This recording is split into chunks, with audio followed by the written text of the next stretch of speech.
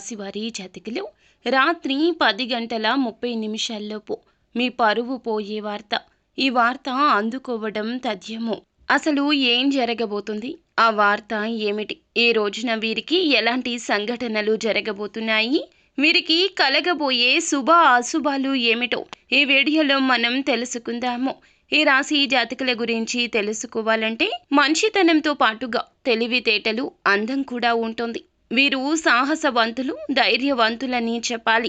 స్నేహితులు కానీ బంధువులు కానీ ఆపదలో ఉన్నారంటే వెంటనే తోచినంత సాయం చేస్తారు. కుటుంబ సభ్యుల్లో, సమాజంలో ఇరుగు పొరుగులు మంచి పేరు ప్రఖ్యాతలు కలిగి ఉంటారు. చిన్నతనం నుండే కష్టాలు అనుభవిస్తూ వస్తూ ఉంటారు. కుటుంబ బాధ్యతలు తెలిసిన వారు పెద్దవారిని ఎక్కువగా గౌరవిస్తూ ఉంటారు. అయితే ఈ రాశి జాతకులు కుటుంబ బరువు బాధ్యతలు మోయడం వల్ల కష్టాలు ఎల్లప్పుడూ తోడుగా ఉంటాయి. ఏ పని మొదలు పెట్టినా పూర్తి అయ్యే వరకు అస్సలు విడిచిపెట్టరు. ఎంతో పట్టుదల ఉంటుంది. ఎదుటి వారి మాటల్ని ఊరికే నమ్మేస్తుంటారు. వారు చెప్పింది నిజమా అబద్ధమా అనేది గమనించుకోరు.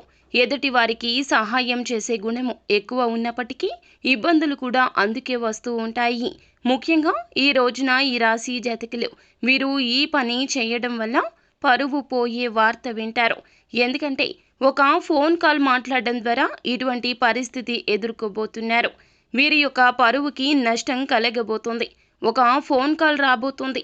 దానికి సంబంధించి మీరు అవతల వారి యొక్క మాటలు నమ్మి వారికి మీరు ఆర్థికంగా సహాయం చేయడం కానీ లేదంటే ఉన్నటువంటి పరిస్థితుల కారణంగా సహాయం చేయడానికి ముందుకు వెళ్తారు. కానీ వారి ద్వారా మీకు పరువు పోయే పరిస్థితి కనిపిస్తుంది. మధ్యవర్తిత్వంగా ఉండడం, షూరిటీ సంతకాలు చేయడం, ఆర్థికంగా మీరు ముందుండి వారికి ఈ యొక్క సాయం చేయడం ద్వారా వారు మీకు భవిష్యత్తులో విరోధిగా మారే పరిస్థితులున్నాయి. ఇక మీరు చేసిన సహాయాన్ని అంతా కూడా వారు గంగలో కలిపేస్తారు. ఎందుకంటే వారికి కృతజ్ఞత అనేది లేదు. మీరు చేసిన సహాయాన్ని ఆ రోజు వారు పడ్డ కష్టాన్ని మరచిపోతారు. మీరు చేసిన సహాయాన్ని మర్చిపోయి మీ పరువు తీసే విధంగా మీ పైన నిందలు మోపి ప్రచారం చేస్తుంటారు. నలుగురిలో అల్లరిపాలు చేయడానికి మీకు వివాదాలు సృష్టిస్తుంటారు.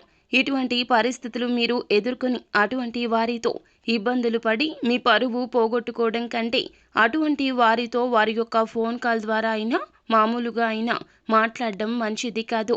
వారి సమస్యలు వినకుండా ఉండడం ఎంతైనా మంచిది. ఎందుకంటే మీ యొక్క గ్రహచారం రీత్యా, గోచారం రీత్యా ఈ సంఘటన జరగబోతుంది. దీన్ని చూస్తే గనక ఇటువంటి వ్యక్తుల మాటలు నమ్మి మోసపోకుండా ఉంటే చక్కటి ఫలితాలు పొందుకుంటారు. ఇక మిగిలిన అంశాల పరంగా కూడా కాస్తంత మేలుకర ఫలితాలే కనిపిస్తున్నాయి. కానీ 100కి 200% ప్రతి విషయంలో అప్రమత్తంగా ఉండండి. నూతన ప్రయత్నాలు ఏ విషయంలో చేయొద్దు. పెట్టుబడుల విషయంలో గందరగోళం ఉంటుంది. కుటుంబ సభ్యుల యొక్క సలహాను ఆచరణలో పెట్టడం ఉత్తమం. అలాగే శివారాధన చక్కటి ఫలితాలిస్తుంది.